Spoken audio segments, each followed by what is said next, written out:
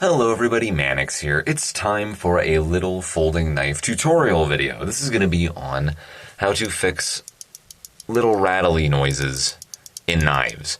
Most of the time when you hear a little rattling noise when you move the knife back and forth, it's usually the stop pin or one of the pins you see in the back here. Generally it's not going to be the body screws because they're screwed in. There's no possible way they could rattle unless there was some other type of ring around the screw. I don't know why that would be, but most of the time it's this guy right here.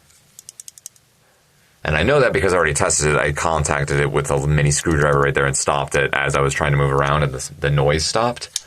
But also when the knife is in the open position, there is no noise. That is because the blade, or the tang of the blade, is making contact with it, pushing it into place and keeping it in place so it doesn't rattle. But as soon as you let go of it, there you go.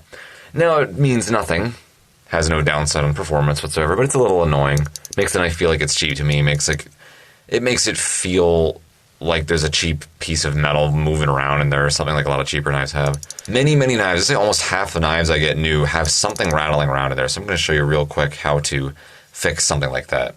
So the first thing we're going to do is open this knife up. Like pretty much every single folding knife in existence, they use Torx bits. I happen to have a Husky right here. Now, pretty much in every single case, if not every single case, I like to open the knife up while it is in the open position. And that is because if it's in the closed position, once you take the front handle scale off, it may just pop everything out of place, depending on what kind of locking mechanism it is. Typically with liner locks and frame locks, but it's just good routine, I think, to do it. I'm going to switch to the smaller bit here. Most of the time that works for the body screws. Yes, it is.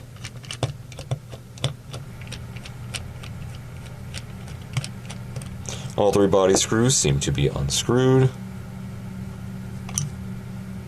Usually you want to keep a bowl or some kind of tray to put the screws in, but I'm not going to. I'm just going to keep it all right here in the handle scale itself. And boom, there we go. And the stop pin, as you can see, has just fallen out, as well as all the other mechanics of the knife, the button lock and the spring in the button lock. Luckily I know how to put that all back together. Button for the button lock, spring for the button lock. That is the coil spring that makes this knife move. It's funny how I'm using this knife as an example. Right here, this happens to be an automatic. It's a Boker Kalashnikov XXL. Probably wasn't the best knife to use as an example here because there's more moving parts. I'm going to put it all back together. I already know how to do that, but it's just this little guy right here. This is the stop pin. It's kind of small, but all I'm going to do is essentially glue this into place because otherwise there's a loose piece of metal rattling around. That's the spot right there where it drops on into, and I'm just going to drop a dab of Loctite on it. Now, Loctite is not meant to do this. Loctite is meant for locking screw threads to keep screws from unscrewing. You can use pretty much any kind of glue for this. I mean, you want it to be very liquidous and loose for this type of procedure. However, I just happen to use Loctite because I've used it many times in the past, and it's worked successfully every single time. And if you're a knife guy, most likely you have some on you already. And I can tell you with full confidence, it does work. It's very subtle. You're just trying to keep it from rattling around freely. Doesn't really mean anything, but that's one of the reasons it works so well, is because it's very simple. So I'm going to drop it right there. So there we go. As you can clearly see from the blue right there. Drop this guy back on in. As you can see, it's kind of still in a pool of Loctite, so I'm going to wipe the excess glue off there with this paper towel. It's good enough. So now all that's left to do is put the knife back together, and then we're going to let it dry. Okay, so it was a little bit tricky. I had to line the tang of the blade up with the coil spring itself right there.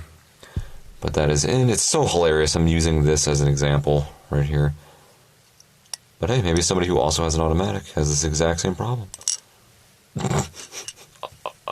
Oh, springs are fun, aren't they? Essentially just trying to keep everything in place.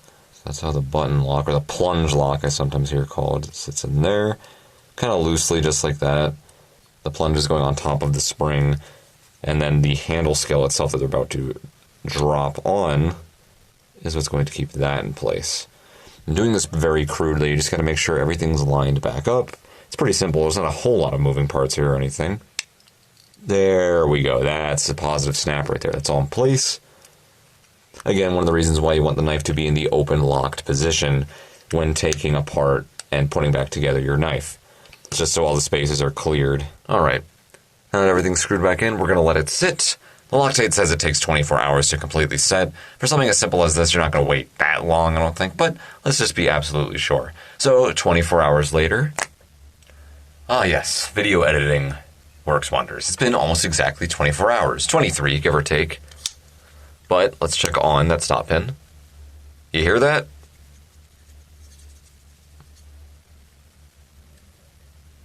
Yeah, neither do I. So there you go. I've done this many, many times, and every single case, it works. Again, Loctite is not meant to do this. It's meant to lock threads in the screws themselves to prevent them from loosening up on you. But in a pinch, it works. So